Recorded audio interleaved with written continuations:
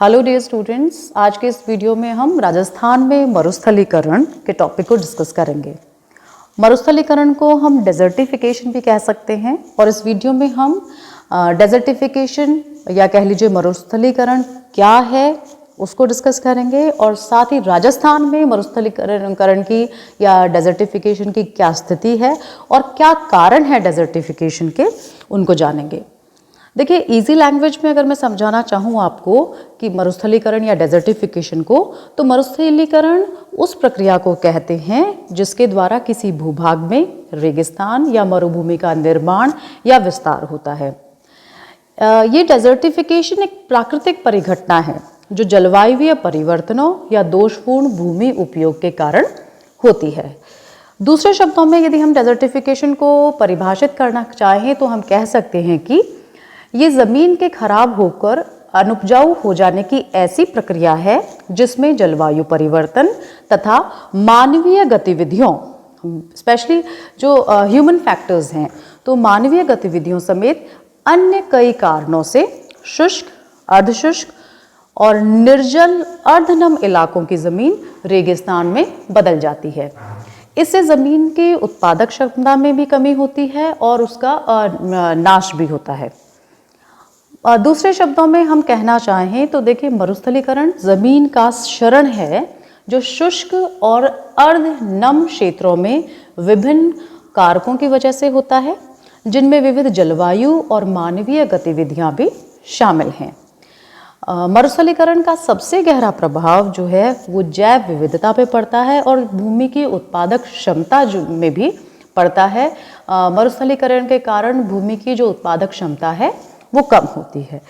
तो देखिए, इस परिभाषा का जो सार है वो यही है कि मरुस्थलीकरण एक ऐसी प्रक्रिया है जिसके द्वारा रेगिस्तान या मरुभूमि का विस्तार होता है और ये विस्तार जलवायुवीय कारकों से और मानवीय कारकों से दोनों से होता है।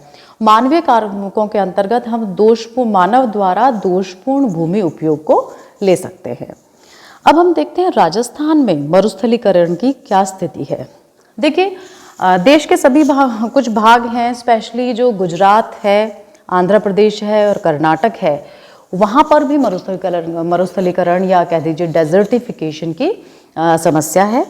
और भारत के उत्तर पश्चिमी हिस्से में जो मरुस्थलीकरण की डेजर्टिफिकेशन की समस्या अधिक गंभीर है, जिसमें जो थार का रेगिस्तान है वो आता है और थार का रेगिस्तान हमारे राजस्थान में आता है।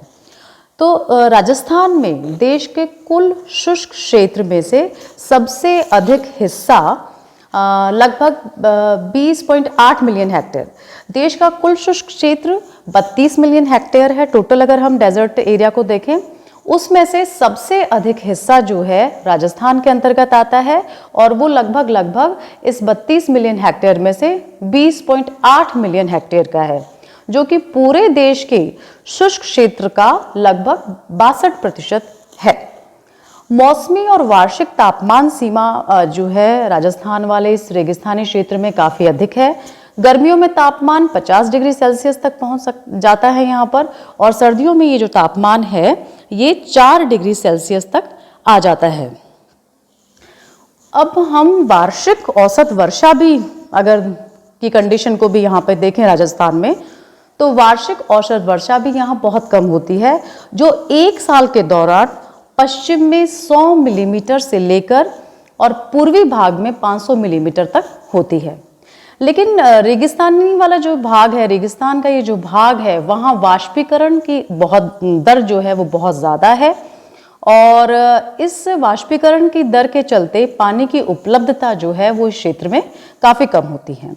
खासकर गर्मियों में हवा की गति कभी कभी बहुत अधिक हो जाती है। जो हवा की गति है वो 40 से 60 किलोमीटर प्रति घंटा रहती है रेगिस्तानी भागों में गर्मियों में। इस दौरान कम आर्द्रता के चलते पर्यावरण असुविधाजनक होता जाता है और रेत से ढके इलाके यहाँ के 80% क्षेत्र में फैले हैं। यानी रेगिस्तान का जो हमारा वेस्टर्न राजस्थान का पोर्शन है उसके कुल क्षेत्र का 80% क्षेत्र जो है वो पूरा रेतीले टीलों से ढका हुआ है। इस भूभाग का अधिकतर हिस्सा जो है बड़े बड़े टीलों से ढका हुआ है भौगोलिक रूप से 12 जिले और 4 कृषि जलवायु क्षेत्रों के अंतर्गत रेगिस्तान का विस्तार हमें देखने को मिलता है। और इस भाग में दूसरी एक जो अन्य विशेषता है वो ये है कि यहाँ पर जनसंख्या अधिक संख्या में निवास करती है। अब ये तो हुआ जो डेजर्टिक कंडीशंस हैं राजस्थान में, मरुस्थलीकरण की जो स्थिति है राजस्थान में, उसकी बात। अब हम बात करते हैं जो मरुस्थलीकरण है उसके कारण क्या हैं। देखिए, सबसे बड़ा कारण मरुस्थलीकरण का है पानी से कटाव। देखिए, नदियों से होने वाले जमीन के कटाव ने सौराष्ट्र और कच्छ के ऊपरी इलाकों में काफी बड़े क्षेत्र को प्रभावित किया है। यानी अगर हम देखें, इंडिया की कंडीशन को देखें तो सौराष्ट्र और कच्छ का जो हिस्सा है वो भी काफी प्रभावित है नदियों द्वारा जमीन के होने वाले कटाव से। इसी तरह थार के मरुस्थल के पूर्वी छोर में जहां वर्षा का वार्षिक औसत 350 मिलीमीटर से 500 मिलीमीटर तक है, वहां भूमि का कटाव काफी है। एक तो रीजन ये है कि मरुस्थलीय क्षेत्रों में बालू मिट्टी पाई जाती है और जो बालू मिट्टी के कण हैं वो खुले कण होते हैं। उनमें जो एक एग्लोमरेशन के यानी एक दूसरे से जुड़े रहने की जो स्थिति है वो बहुत कम होती है। मगर थार के पश्चिमी क्षेत्र में 250 मिलीमीटर औसत वार्षिक वर्षा वाले इलाकों में इससे बहुत कम उदाहरण हमें देखने को मिलते हैं। तो ये उन क्षेत्रों में देखने को मिलता है। थार के मरुस्थलीय जो भाग हैं वहाँ ये जो पानी द्वारा कटाव बेसिकली उन्हीं क्षेत्रों में हमें देखने को मिलता है जहाँ 350 से 500 मिलीमीटर तक वर्षा होती है।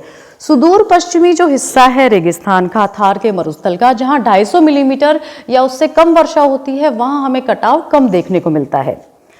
जमीन का ये जो कटाव है वो कई तरीकों से होता है, जैसे शीट इरोजन, रिल इरोजन, गली इरोजन। हमने जब मृदा की समस्याएं डिस्कस की थी पहले वाले वीडियोस में, तब हमने ये शीट, रिल और गली जो इरोजन था उसको हमने डिस्कस कर लिया था। जमीन की अधिक जुताई बुआई, पशु चराने और ईंधन के लिए पेड़ काटने से भी भूमि का क्षरण तेज हुआ है, क्योंकि जब हम किसी भी भूभाग से वृक्षों को काट देते हैं या बहुत ज़्यादा अत्यधिक पशुचारण हो जाता है के कारण जो वृक्ष या वनस्पति जो है नष्ट हो जाती है, तो उस कंडीशन में भी पानी द्वारा कटाव की जो स्थिति है वो बढ़ जाती है। तो पानी द्वारा कटाव की स्थिति भी रेगिस्तान में एक कारण है मरुस्थलीकरण का भी, और साथ में जो भूमि का क्षरण है उसका भी बहुत बड़ा कारक है। अगला जो कारक है वो है हवा से मिट्टी का कटाव। देखिए, हवा से मिट्टी के कटाव का सबसे बुरा असर जो है थार के रेतीले टीलों और रेत की अन्य संरचनाओं पर पड़ा है, क्योंकि हवाएं जब तेज चलती हैं तो नेचुरल बात है वो रेतीले टीलों की मिट्टी को उड़ा के अन्य स्थान पर ले जाती हैं, ये हम सब जानते हैं। पशुओं से खींचे जाने वाले परंपरागत हलों की जगह गहरी जुताई के लिए ट्रैक्टरों के इस्तेमाल से थार मरुस्थल के काफी बड़े भाग में इओलियन प्रक्रिया कई गुना बढ़ गई है। इससे रेत की गतिशीलता तेज हो जाती है। ईंधन, चारे और चारागाहों में जानवरों को चराने तथा कृषि के लिए कम उपयुक्त रेतीले इलाकों में खेती से भी इस प्रक्रिया में बढ़ोतरी हुई है। यानी हवा द्वारा मिट्टी के बहा ले जाने की जो प्रक्रिया है, इओलियन प्रक्रिया है, उसमें बढ़ोतरी हुई है। अरावली पहाड़ियों की तलहटी में मरुस्थल के आर्द्रता वाले पूर्वी इलाके में इस तरह की गतिविधियों से जल से होने वाला भूक्षरण जो है वो बढ़ गया है।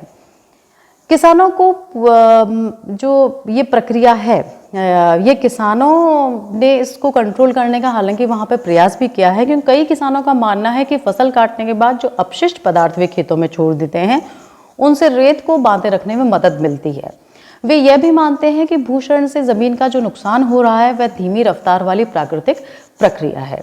तो ये जो हमने जो ट्रैक्टरों से जुताई करने का कार्य किया है, इस थार के मरुस्थलीय भागों में इसने भूमि के जो हवा द्वारा भूमि के क्षरण को बढ़ावा दिया है। लेकिन कुछ इसके जो वहाँ के जो कृषक हैं वो इससे बचने का भी प्रयास करते हैं, लेकिन फिर भी अभी भी ये एक मुख्य कारण है मरुस्थलीकरण का और भूमि क्षरण का। अगला है हवा से मिट्टी का कटाव। देखिए, ये जो हवा से मिट्टी का कटाव का जो है ये बहुत इम्पॉर्टेंट पार्ट है मरुस्थलीकरण का, इसको आपको ध्यान रखना है। अब हम अन्य दूसरी समस्या की बात करते हैं। देखिए, पर्यावरण संबंधी एक अन्य प्रमुख जो समस्या है वो जमीन में पानी जमा होने और जमीन में लवणता और क्षारता बढ़ जाने की है। कच्छारी मैदानों में खारे भूमिगत जल से सिंचाई की वजह से लवणता और क्षारता की समस्या उत्पन्न हो गई है। कच्छ और सौराष्ट्र, जो भारत का गुजरात वाला हिस्सा है, वहाँ के कच्छारी तटवर्ती इलाकों में भी बहुत अधिक मात्रा में भूमिगत जल निकालने से कई स्थानों पर समुद्र का जो खारा जल है वो उनके जल स्रोतों में भर गया है। किसानों के पास सिंचाई का और कोई विकल्प मौजूद न होने से वे भूमिगत जल का इस्तेमाल करने को मजबूर हैं। हालांकि समुद्र के पानी के मिले जाने से इसकी गुणवत्ता पर बुरा असर पड़ा है, लेकिन फिर भी उनके पास और कोई चॉइस नहीं है। तो जब हम हमारे थार के मरुस्थल की बात करते हैं तो देखिए, थार मरुस्थल में इंदिरा गांधी नहर के कमान क्षेत्र में जमीन में पानी जमा होने और लवणता, क्षारता जैसी समस्याएं बड़ी तेजी से बढ़ रही हैं। इंदिरा गांधी नहर परियोजना के पहले चरण में शामिल इलाके में पानी के जमाव वाला क्षेत्र 1981 में था 742 वर्ग किलोमीटर, जो बढ़कर 1990 के अंदर 980 वर्ग किलोमीटर हो गया। तो ये एक जो समस्या है लवणता और क्षारता की, ये हमारे इंदिरा गांधी नहर कमान क्षेत्र वाले राजस्थान के इलाकों में बढ़ रही है। इसका मुख्य कारण यह है कि जमीन के अंदर कुछ गहराई तक रेतीली मिट्टी के बाद जिप्सम और कैल्शियम की अधिकता वाली संरचनाएं अवरोध की तरह बन गई हैं। तो जो पानी है उन संरचनाओं से रिसकर नीचे नहीं जा पाता और धीरे धीरे वो जो जल स्तर है वो बढ़ जाता है उस जमीन का, और जो मिट्टी धरातल है उस पर वो पानी भरा रहता है। तो इस तरह की लवणता वाली स्थिति मरुस्थल के दक्षिण मध्य में छोटे सिंचाई जलाशयों के कमान क्षेत्रों तथा ऐसे क्षेत्रों में पाई जाती हैं जहां नहरें लवणता की अधिकता वाली के क्षेत्रों में से होकर गुजरती हैं। वर्षा के पानी के निकासी की गलत व्यवस्था से भी जमीन खराब होने की प्रक्रिया तेज हुई है। अब देखिए, जब किसी भी क्षेत्र में लवणता और क्षारीयता में बढ़ोतरी होती है तो धीरे धीरे वो क्षेत्र अनुपजाऊ हो जाता है। वहाँ किसी प्रकार की वनस्पति नहीं होती है और ना ही किसी प्रकार की फसल होती है। तो ऐसी कंडीशन में लंबे समय के बाद वो ज़मीन जो है एक वेस्टलैंड में कन्वर्ट हो जाती है और ये वेस्टलैंड एक शुष्क क्षेत्र में कन्वर्ट हो जाती है वो ज़मीन, और रेगिस्तान को बढ़ावा इसमें मिलता है। तो ये जो समस्या है ये भी एक मेन कारण है उन क्षेत्रों में लवणता, जहाँ लवणता और क्षारता अधिक है। अगली जो कारण है मरुस्थलीकरण का वो है खनन क्रिया। देखिए, माइनिंग जो एक्टिविटी है वो भी काफ़ी बढ़ावा देती है मरुस्थलीकरण को। पश्चिमी राजस्थान में करीब 20 प्रमुख खनिजों और 9 अन्य खनिजों को निकाला जा रहा है।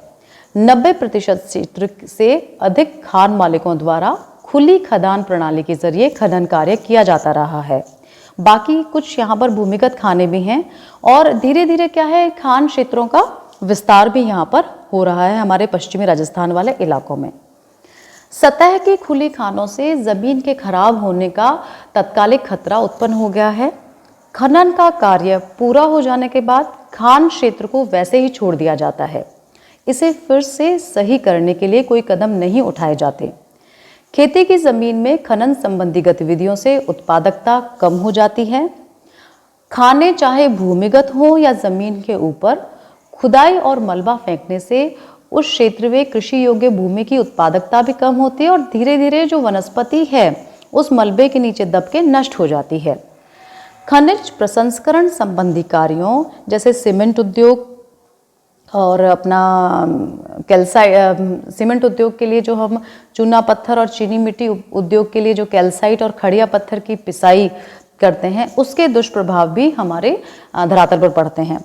इससे पैदा हुई धूल वातावरण में फैल जाती है और इसके आसपास की ज़मीन में बैठने से उसमें पपड़ियाँ बन जाती हैं और नतीजा ये होता है कि पानी का ज़मीन में अवशोषण कम होता है और बहाव जो है वो ऊपर बढ़ जाता है और धीरे धीरे उस क्षेत्र से क्या है, वनस्पति और दूसरे जो जैव विविधता है वो नष्ट हो जाती है और ये जो वनस्पति विहीन क्षेत्र है खनन क्रिया द्वारा बनाया गया, ये एक मरुस्थलीय भाग में परिवर्तित हो जाता है। तो जो माइनिंग एक्टिविटी है, खनन की क्रियाएं हैं, वो भी मुख्य कारण है हमारे राजस्थान में मरुस्थलीकरण को बढ़ावा देने के लिए।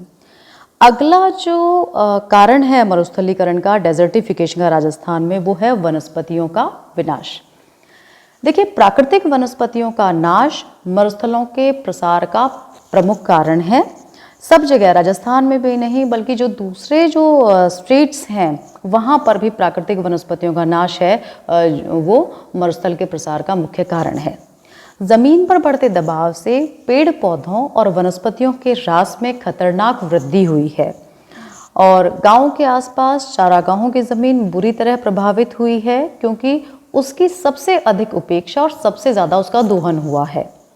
चारागाह वाली बहुत सी अच्छी ज़मीन पर खेती की जाने लगी है। राजस्थान के मरुस्थलीय इलाके में किए गए अध्ययनों से पता चलता है कि 300 मिलीमीटर से कम औसत वार्षिक वर्षा वाले क्षेत्रों में अच्छे किस्म की घास तथा वनस्पतियों का नाश हुआ है और ये अब 7% से घटकर 1% रह गई हैं। यानी जिन क्षेत्रों में 300 मिलीमीटर तक वर्षा होती थी, उन क्षेत्रों में जो वनस्पति था वो पूरे कुल क्षेत्र का 7% भाग पे था, 7% एरिया पर था। लेकिन अब वर्तमान समय में ये जो वनस्पति का जो कवर है, उस क्षेत्र में वनस्पति का आवरण है जहाँ पर 300 मिलीमीटर वर्षा होती है, वो 7% से घटकर 1% रह गया है।